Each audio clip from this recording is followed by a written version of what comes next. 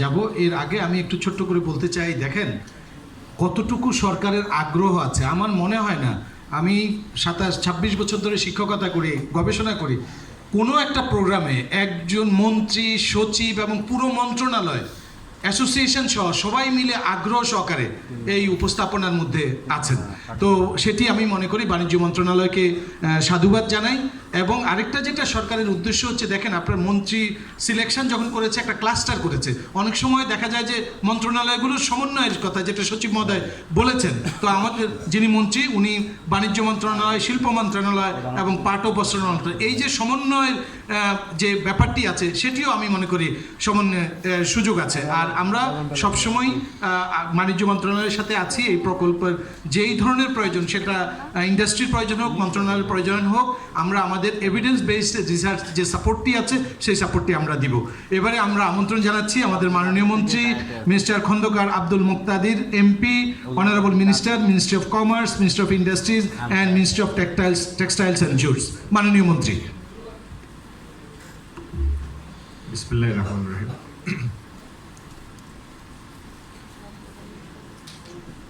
আমার মন্ত্রণালয়ে আমার সহকর্মীবৃন্দ, বাণিজ্য সচিব সহ অন্যান্য সহকর্মীবৃন্দ, doctor Razzak, doctor Yusuf, doctor Din Islam সহ রেপিডের অন্যান্য কর্মকর্তাবৃন্দ, আমার সামনে উপস্থিত বিভিন্ন অ্যাসোসিয়েশনের প্রতিনিধিবৃন্দ, আসসালামু আলাইকুম, এবং গণমাধ্যমের ভাই ও বোনেরা, আসসালামু আলাইকুম। আমরা আজকে না হোক, এই নভেম্বর না হোক, 3 বছর পরে এলডিসি গ্রাজুয়েশন তো আমরা করবই। এটা একটা ইনোভেটিবিলিটি, করতেই হবে। যেহেতু গ্রাজুয়েশনের যে কয়েকটা থ্রেশহোল্ড প্রত্যেকটা আমরা কোয়ালিফাই করি, এই আমরা একবার সেই উত্তরণটা ঘটলে যে সমস্ত প্রতিবন্ধকতা আমরা মোকাবেলা করব, সেই মোকাবেলার জন্য হাত পা কোমর শক্ত করতে হবে, সোজা বাংলায় বললে, যাতে আবার আমরা পূর্বের টিয়ারে ফেরত না আসি, আমাদের পতন না হয়। এক, দ্বিতীয় হলো ওই টিয়ারে আমরা যেন স্ট্যাগনেটেড না হয়ে যাই। এই যে উত্তরণের যে ধারাটা, এই উত্তরণের টিয়ারগুলি ঠিক করা হয়েছে যে একটা দেশ, একটা জাতি ক্রম উত্তরণের মাধ্যমে ইভেন্চুয়ালি একটা উন্নত দেশে পরিণত হবে। তো কোনো একটা টিয়ারে আটকে থাকার জন্য এটা তৈরি করা হয়নি। তো যাই হোক, ইসি ফোর্জের সাথে এলডিসি গ্রাজুয়েশনের সম্পর্ক ঘনিষ্ঠ সম্পর্ক, কিন্তু এলডিসির কথা আসায় এই কথাটা প্রথমে বললাম। ইসি ফোর্জের প্রজেক্টটার একটা বড় দুর্বলতা হলো যে প্রকল্পটা শুরু হয়েছে 2017 সালে, কিন্তু আমরা দায়িত্ব নেওয়ার পরে যে কয়েকটা একনেক আমরা পার করেছি, প্রত্যেকটা একনেকেরই এটা একটা পরিতাপের আলোচনা ছিল যে কেন প্রত্যেকটা প্রকল্পের ক্ষেত্রে টাইম ওভাররান থাকে, কেন সময় শেষ হয় না। তো এটা ইসি ফোরের জন্য কোনো ইউনিক বিষয় না। এটা গত 15 বছরে যতগুলি প্রকল্প তৎকালীন সরকার হাতে নিয়েছে, এটার একটা সাধারণ চারিত্রিক বৈশিষ্ট্য, ক্যারেক্টারিস্টিক্স, যে প্রায় প্রতিটা প্রজেক্টই টাইম এসকেলেট করতে হয়েছে, টাইম ওভাররান হয়েছে। এবং কেন সময় এত বেশি লাগে তার কিছু কারণও আমরা খুঁজে বের করেছি, যেগুলি এই সরকার সেগুলি থেকে বের হয়ে আসার জন্য কাজ করছে। এর মধ্যে একটা বড় বিষয় হলো, যে প্রকল্পই হাতে নিতে হয়, আমার জন্য আপনারা 15 মিনিট রেখেছেন, 15 মিনিটের মধ্যে আমি শেষ করব, কিন্তু ঠিক আপনার প্রকল্প সংশ্লিষ্টই যে সব কথা হবে এটার গ্যারান্টি দিতে পারছি না। তো একটা ক্যারেক্টারিস্টিক্স হলো যে প্রকল্পই আপনি নেন, জমি অধিগ্রহণ করতে হয়। এখন জমি অধিগ্রহণের জন্য যে পন্থা, সেটিতেও সময় লাগে। তার আগে দেখা যায় যে পিডি নিয়োগ হয়ে যায়, ফান্ড অ্যালোকেট হয়ে যায়, প্রকল্প আর শুরু হয় না, কারণ জমি অধিগ্রহণ শেষ হয় না। জমি অধিগ্রহণ তো প্রকল্প সরাসরি করে না, জমি অধিগ্রহণ করে জেলা প্রশাসন 7 ধারায় নোটিশ দিয়ে বিভিন্ন পন্থায় বের হয়। এরপরে যখন অধিগ্রহণকৃত জমির জন্য একটা সময়ে একটা উচ্চ মূল্য নির্ধারণ হয়ে গেল যে এভারেজ প্রাইসের 3 গুণ দেওয়া হবে, তারপরে এটির উপর কোনো ইনস্টলেশন থাকলে সেটার জন্য আলাদা মূল্য হবে, তখন দেখা যায় প্রকল্প যখন প্ল্যানিং কমিশনে থাকে তখন প্রকল্প সংশ্লিষ্ট এলাকার কিছু বুদ্ধিমান লোকেরা বা বিভিন্ন সূত্রে খবর পেয়ে বুদ্ধিমান লোকেরা সেখানে দ্রুত জমি কেনেন, সেখানে দ্রুত টিনের ছাপড়া তুলেন অথবা হালকা বেয়ে পাকা বাড়ি তৈরি করেন যাতে উচ্চ মূল্য পাওয়া যায়। তো এই সমস্ত বিভিন্ন কেরিকেচার, তো এগুলি আমাদের জাতীয় জীবনের বৈশিষ্ট্য, এগুলি থেকে বের হয়ে আসার নাম হচ্ছে এফিসিয়েন্সি। প্রত্যেকটা জিনিসের মধ্যে লুপহোল থাকে, কিছু বটলনেক থাকে, কিন্তু ইসি4 যে থিম নিয়ে প্রজেক্টটা তৈরি হয়েছে, থিমটা অ্যাবসলিউটলি সময় উপযোগী, অ্যাবসলিউটলি সময়োপযোগী। এবং আমার এই 4 মাস সরকারি বয়সের মধ্যে ইসি4 নিয়ে বেশ কিছু সময় ব্যয় করতে হয়েছে, প্রকল্পটা দেখতেও গিয়েছি। এই প্রকল্পের এখন যে পর্যায়ে আছে ভৌত কাঠামোটা অবকাঠামো হয়ে গিয়েছে, যেটা হয় নাই মেশিনপত্র কেনা হয় নাই, জোর করে কেনা যেত, জোর করে কেনা গেলে সেটার মধ্যে সিলেকশন এবং কোয়ালিটির কম্প্রোমাইজ করতে হতো। এটা তো আমার জীবন থাকতে হবে না ইনশাল্লাহ, যতদিন সরকারে আছি। আমার সাথে যিনি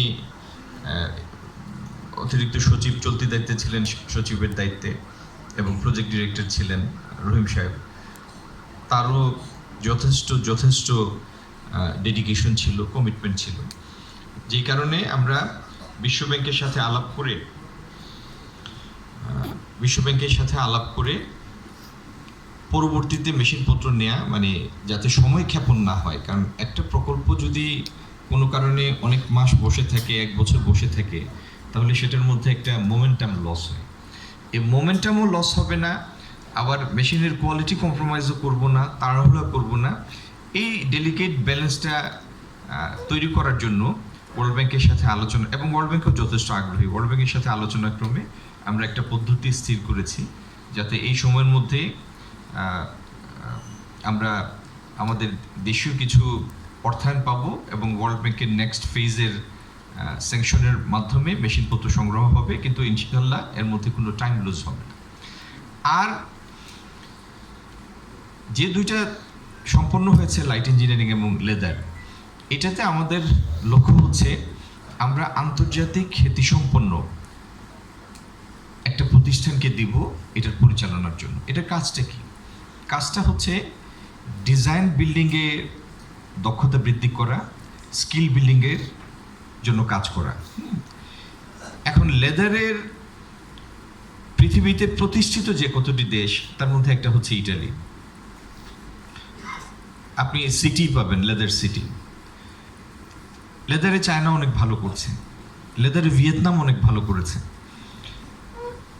আমরা চাই, এটা তো আর মানে এক কোম্পানির সিলেকশনের মধ্যে হবে না, একটা বিডিং প্রক্রিয়ার মাধ্যমে আমরা সিলেকশনটা করব, কিন্তু এই দায়িত্বটা দেব একটা আন্তর্জাতিক খ্যাতিসম্পন্ন প্রতিষ্ঠানকে, যাতে এই স্কিল বিল্ডিং অপারেশন একটা আধুনিক স্ট্যান্ডার্ডের সাথে সমন্বয় করে হয় এবং আমরা দ্রুত যেন সেই স্ট্যান্ডার্ডটা অ্যাকোয়ার করতে পারি। আর এর প্রত্যেকটা ধাপের সাথে সংশ্লিষ্ট ব্যক্তি খাতের অ্যাসোসিয়েশনগুলি ক্লোজলি ইন্টারলিঙ্ক থাকবে, ইন্টারলাইন থাকবে ক্লোজলি, যাতে তালি দিলে মন খুলে দেন, না দিলে দিয়ে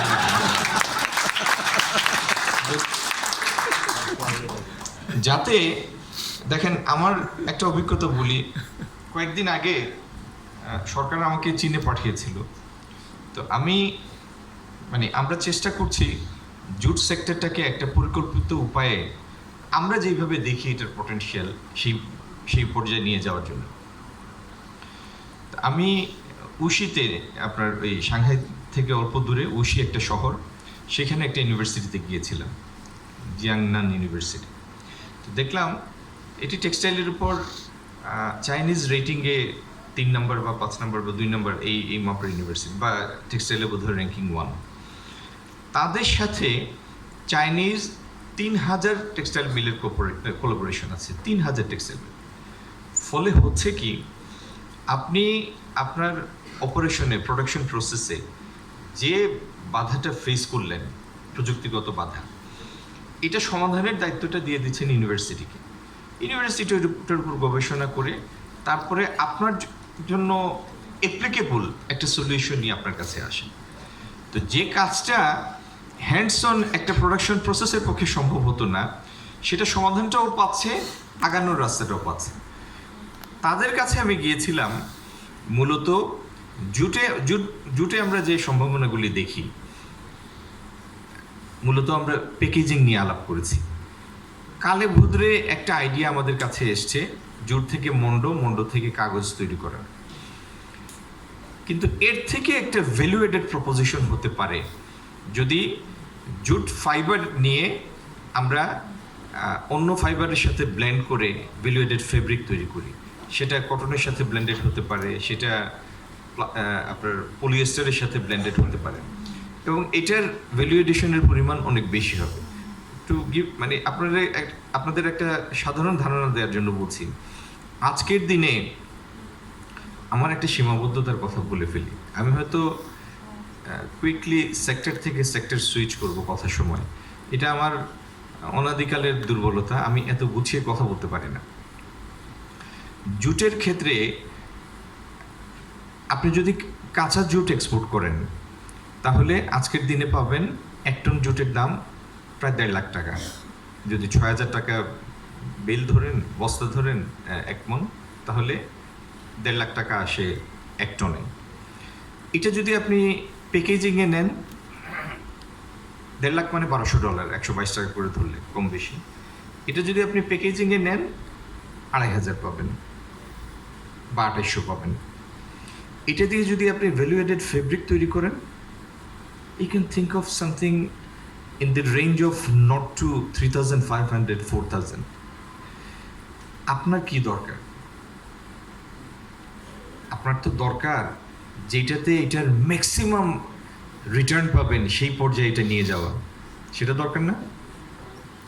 তো সেই জন্য আগামী দিনে আমাদের লক্ষ্য হচ্ছে এই বাংলাদেশেই আমরা একটা স্টাডি সেন্টার করবো, একটা রিসার্চ ল্যাব করবো উইথ চাইনিজ কোলাবোরেশন প্রেফারেবলি, যেটার MOU আমি আশা করছি আমাদের প্রধানমন্ত্রীর সফরকালে স্বাক্ষরের জন্য আশা করছি, কারণ আমি খুব লেট আওয়ারে এটার প্রপোজিশনটা নিয়ে এসেছি, যাতে প্ল্যান স্টেজে জুটের যে কাল্টিভেশন হয় সেটার প্রোডাক্টিভিটি যাতে বাড়ে। বছরে আমরা করি 15 লাখ টন, যদি একই জায়গায় আরও 5-7 লাখ টন বেশি করতে পারি, তার মানে কম জায়গায় বেশি পাট উৎপন্ন হবে, তখন কৃষকরা আগ্রহী হবে, দাম বেশি পাবে, দেখা যাবে এটার এরিয়াও বাড়ছে। সেকেন্ড, এটার ভ্যালু এডেড অ্যাপ্লিকেশন। আর থার্ড, গ্লোবাল কনটেক্সটে মার্কেট সার্চ। এই কাজটা করার জন্য আমার চাইনিজরা তো সায়েন্সে অনেক আগানো, লাইফ সায়েন্সে অনেক আগানো, এগ্রোতে অনেক আগানো, জেনেটিক ইঞ্জিনিয়ারিংয়ে অনেক আগানো, তাদের কোলাবোরেশনটা চাচ্ছি যাতে আমরা করতে পারি। তো EC4 যে কাজটা আমাদের জন্য করবে সেটা হচ্ছে ডিজাইন এবং স্কিল বিল্ডিংয়ে তারা আমরা যাতে উন্নত দেশের যে পর্যায়ে গিয়েছে সেই জ্ঞানটা দিয়ে আমাদের যারা ইন্ডাস্ট্রিতে কাজ করছেন তাদের প্রশিক্ষিত করতে পারি, প্রফেশনালদের, সেই লক্ষ্যে কাজ করবে। আগামী দিনে এই লক্ষ্য নিয়ে আমরা আরও কতগুলি সেক্টর, যেমন প্লাস্টিক সেক্টর, আপনার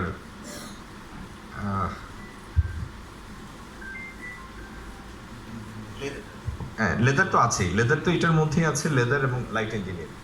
আগামী দিনে সেমিকন্ডাক্টর, প্লাস্টিক, এরকম আরও কতগুলি সেক্টরকে আমরা এই EC4 এর আওতায় নিয়ে আসব, যাতে আমাদের উত্তরণটা একটা ভালো উত্তরণ হয়। যারা পিছন থেকে শিখে না, এরা কিন্তু ভালো উদাহরণ তৈরি করে না। আমরা যে প্রজেক্টগুলি নিব সেগুলির একটা ক্যারেক্টারিস্টিক্স হবে যে কি করতে চাই, সেই অবজেক্টিভটা ক্লিয়ারলি ডিফাইন্ড থাকবে, ক্লিয়ার ডিফাইন্ড অবজেক্টিভ। এই অবজেক্টিভগুলি রিচ করার জন্য, অ্যাচিভ করার জন্য অন্যান্য কম্পেয়ারেবল ইকোনমি কী কী পদক্ষেপ নিয়েছে, যারা সফল হয়েছে এই সেক্টরগুলি, সেগুলি আমরা বিবেচনায় নেব। থার্ড হলো, এই প্রসেসের মধ্যে সরকার, সেক্টর এবং একাডেমিয়া, এদের একটা ক্লোজ কোলাবোরেশন আমরা এটার মধ্যে প্রতিষ্ঠা করব। আর এইটার মধ্যে একটা পিরিয়ডিক্যাল রিভিউ থাকবে, যে রিভিউতে আমরা দেখব আমরা যে কাঙ্ক্ষিত গতি সেটা মেনটেন করতে পারছি কিনা, আমাদের কোনো ভুল হচ্ছে কিনা, এই স্টেজে এসে পৃথিবীতে ইতিমধ্যে প্রযুক্তির কোনো পরিবর্তনের কারণে আমাদের একটা অ্যাডাপ্টিবিলিটি দরকার কিনা, সেই ফ্লেক্সিবিলিটি যদি থাকে তাহলে প্রত্যেকটা একটা প্রজেক্ট এমন না যে আজকে আমরা এখান থেকে চিন্তা করলাম এই সিডাপের দরজা দিয়ে বের হওয়ার পরে এটা সম্পন্ন হয়ে যাবে। এটা সম্পন্ন করতে 3 বছর 4 বছর লাগে। 4 বছর কিন্তু আজকের দিনে অনেক বড় সময়। আপনাদের একটা এক্সাম্পল দেই। এই গত সপ্তাহে আমেরিকান সরকার তাদের একটা আইটি ফার্ম এনথ্রোপিক সফটওয়্যার তৈরি করে, এআই জেনারেটেড অনেক মডেল তৈরি করে, এবং তাদের ওই সফটওয়্যারগুলি ইউএস মানে ডিফেন্স ডিপার্টমেন্ট, এখন তো ওইটা ডিপার্টমেন্ট অফ ওয়ার, আপনারা তো ওয়াশিংটনে থাকেন, এই জন্য এগুলি আপনাদের দেশে লাগে, তো ডিপার্টমেন্ট অফ ওয়ার হয়ে গেছে। যাই হোক, এরা পর্যন্ত নেই সফটওয়্যারটা। আমেরিকান গভর্নমেন্ট একদিন এই গত সপ্তাহখানেকের মধ্যে এনথ্রোপিককে বলল যে তোমার অমুক সফটওয়্যারটা উইথড্র করার জন্য আমি 90 মিনিট সময় দিচ্ছি। কারণ হলো এনথ্রোপিকের ওই মডেল ইউএস গভর্নমেন্টের যতগুলি কোডেড প্রোগ্রাম আছে, in few hours time it's capable of breaking all the codes. 90 minute সময় দিয়েছে এটা মার্কেট থেকে তুলে নেওয়ার জন্য। তো যাই হোক, এক কথার মধ্যে আরেক কথা আসে। তো 4 বছর ধরে যে প্রজেক্টটা হবে, পৃথিবী তো ওই জায়গায় বসে থাকবে না, পৃথিবী অনেক আগাবে। তো আমাদের চলার পথে, প্রকল্প সম্পন্ন করার পথে মাঝখানে যদি কোনো অ্যাডাপ্টেবিলিটি, ফ্লেক্সিবিলিটির দরকার হয়, এই মাইন্ডসেট এবং এই এবিলিটি যেন আমাদের থাকে, that has to be a part and parcel of the project, যদি আমরা সফল করতে চাই। আর এক্সপোর্ট বেসটা বড় করা খুবই দরকার। একটা হলো 50-55 বিলিয়ন ডলারে আমরা আটকে আছি, আমরা যদি প্রোডাক্ট অ্যান্ড সার্ভিস নেই।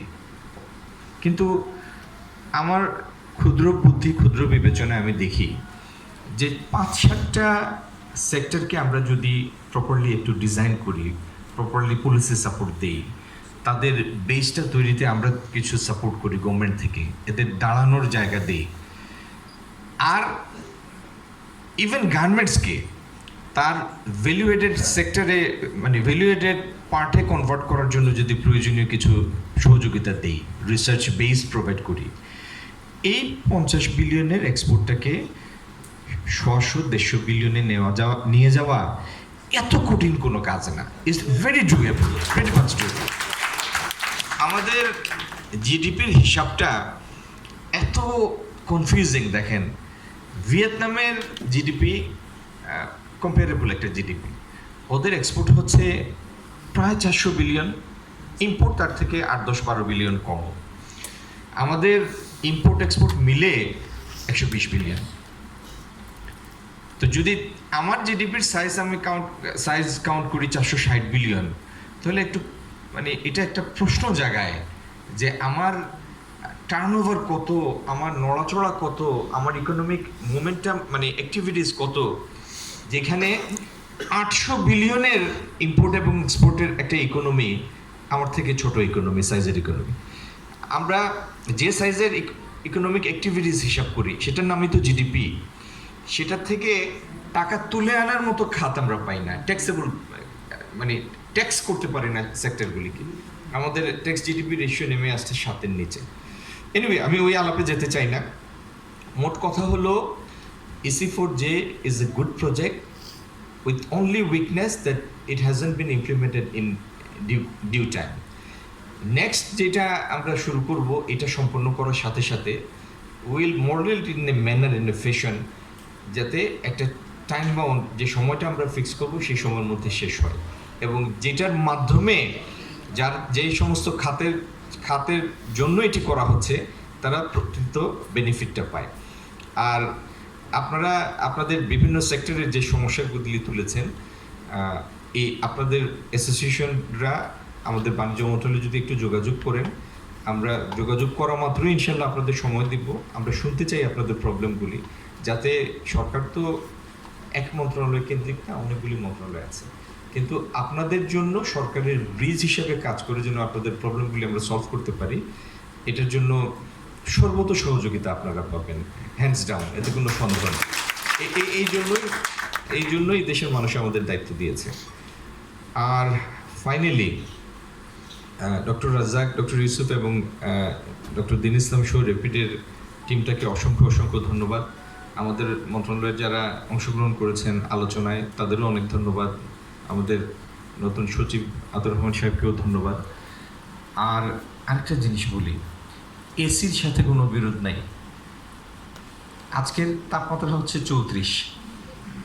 আপনি কি এসি ছাড়া থাকতে চান? না। আমাদের সামগ্রিক জীবনযাত্রার মান এমন পর্যায়ে নিয়ে যাওয়া উচিত যাতে every one can afford A AC, ওইখানে নিয়ে যেতে হবে। এসির সাথে কোনো বিরোধ নেই।